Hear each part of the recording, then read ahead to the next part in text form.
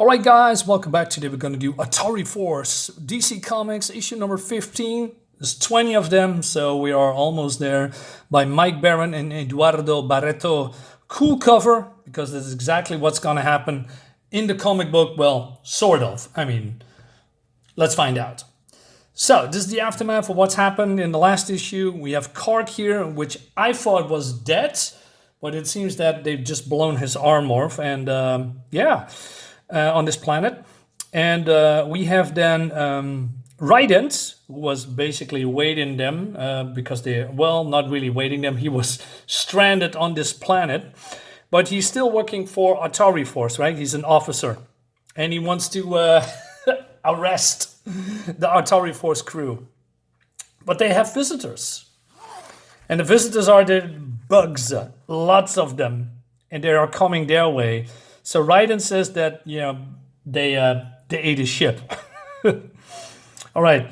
So Dart shoots at them to see how sturdy they are. Well, they are pretty sturdy. I mean, and so they climb aboard. But then this is happening.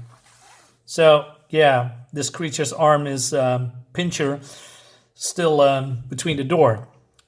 Dart thinks, hey, I can use my knife to cut it off, but it doesn't work. And now she is using a brilliant tip power saw to cut it off. Well, Raiden here doesn't believe that the universe was blown up by the Dark Destroyer, right?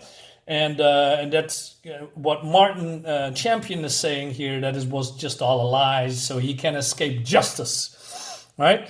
So Martin tried to explain it to him, right? And he said, there's no new Earth anymore. And he says, the explosion you noted was occurred as we warped, was an antimatter bomb, and it destroyed our home. The universe was built and detonated by a creature known as the Dark Destroyer. But Raiden says, all this talk about Dark Destroyer and antimatter bomb is your way of preparing an insanity defense. Now, Martin has enough, right?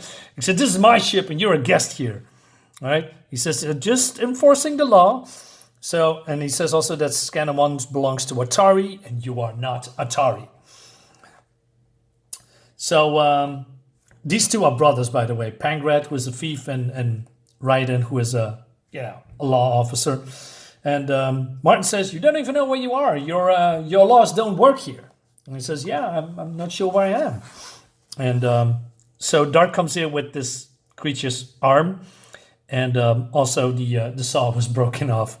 But then this is happening. They want to escape, but they can't because these creatures are swarming the ship and also clogging up the exhausts, I guess. So if they try to, blow it out, it can cause an explosion. So yeah, they're a real pickle here. And then we go to, this is happening. We go to Blackjack, who is, I don't know, in the sick bay with Kark. And he says, hey, Big Ugly, remember me? What's the matter, Dark Destroyer? Got your tongue?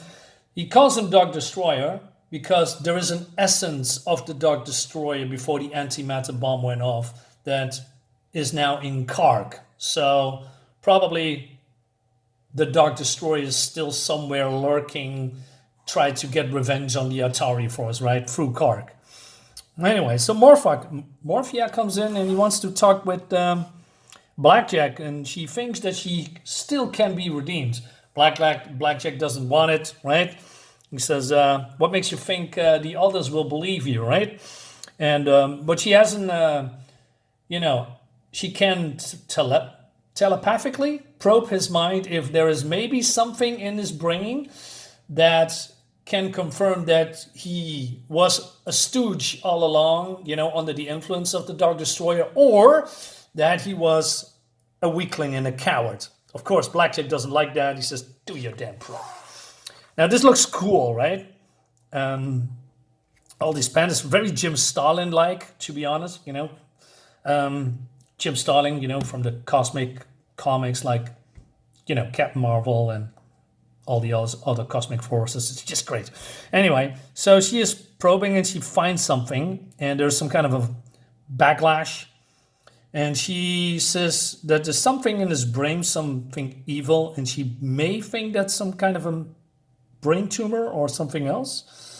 He says, is it malignant? Not in the traditional sense, but this one senses an alien personality lying dormant within. So maybe he is still on the influence of the Dark Destroyer, right? So he's not a coward. All right. So Morphia is, coming back for this. And I don't know why he's still in the sickbay with this guy. I mean, he can kill him, right? And then we go to other parts of the sickbay. And I love this science, this retro lettering, it feels like retro science fiction. It looks so cool. All these small details, all these colors. And then we go to Taz, another member. And Taz is, waking up. And although it's in sickbay, wants to get out because, she doesn't, or he doesn't like to be confined or something. But there's something wrong with it, right? He's in constantly pain. And he just wants to get out of here. Wants to have a safe space for himself. Nice and quiet. In darkness. All right. So Pakrat says Ryder says, I refuse to believe our home is gone. You better start getting used to the idea. And so Dart says, hey, Martin, look at this. So they are scanning the surface and there is bugs with rocket launches. What's going on? Where did they come from? All right. And he says, our best hand weapons were ineffective against the regular soldiers. What about pocket nukes? No good. We only blow ourselves up. Anyway, but then Morphia, who was playing around with the pincher, says, breaks it accidentally. And he says, sorry, right? She's just a baby. Right? So Martin says, hey, Dart, run this through the spectrograph. See it hold up. And then Martin wants to, talk to Babe about maybe she can help him, right? But of course, Morphia comes in. This one cannot believe her ears. You would not send Babe out there. But Babe says, I want to help, right? Just a second, Morphia. The advantage belongs to those natives because their physiology, not their technology or their intelligence. And he says, just a rock, paper, scissors analogy. And so he thinks that because, her hard shell and the physiology of Babe can help with their current situation. This one will not permit no harm to come to Babe. And so they're having an argument, right? But Dart comes back, and it seems that their blood is extremely acidic. Some of Babe's secretions have the consistency of soda ash. I'm not familiar with soda ash. Maybe it's some kind of a chemical reaction or something. And Martin says, hey, can you sniff this, but don't touch it? Now he's feeding toxins to a minor. And Babe drinks it. And she says, yummy, there's more? So Babe can withstand the toxins and, the alien acid of these ants or bugs. So Martin explains the situation and asks Morphia to tell him or her telepathically what to do. No, this one cannot send a child into war. But then Martin pulls rank. He says, she can save all our lives. I order you to do it. All right. And even Dart chimes in and she's complying, right? So she's using her powers to, let Babe know what to do. And Pakrat says, hey, if you guys had half a brain, you dump that card character out the door and right into. He doesn't like his brother. So Babe goes out there, but you should say, they also say, hey, if something goes wrong, push the blue button. It creates a static burst charge. She'll hold them off long enough for you to get back in the ship. But Babe says, well, it's going to be all right. Babe is not afraid. Babe is brave. Babe is strong. Babe. It's just Morphia. And that leads us to the next issue. Looks great, by the way. I mean, this is a very cool cliffhanger, right? We have also some kind of a side story with Pakrat on his homeworld, with another girl trying to steal something, but then goes wrong. I'm not really going into these side stories. It is fun, but, it's not really important to the main story. Ghostbusters. Great book. This is a great book. I really do not understand why they haven't released a trade paperback or a hardcover.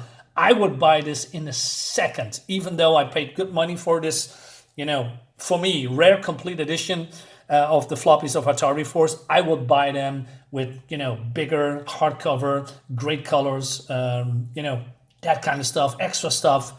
I don't know. This is volume 2. This volume 1 has 4 or 5 issues, very hard to find, even on eBay or in any condition at all. But this is a great book. You don't have to read volume 1 to understand what's going on here. It's getting explained in this book as well. Fantastic book. Series, I mean. So guys, let me know in the comments what you think about it. Subscribe to my YouTube channel and all that YouTube jazz, and I'll see you next time. Bye-bye.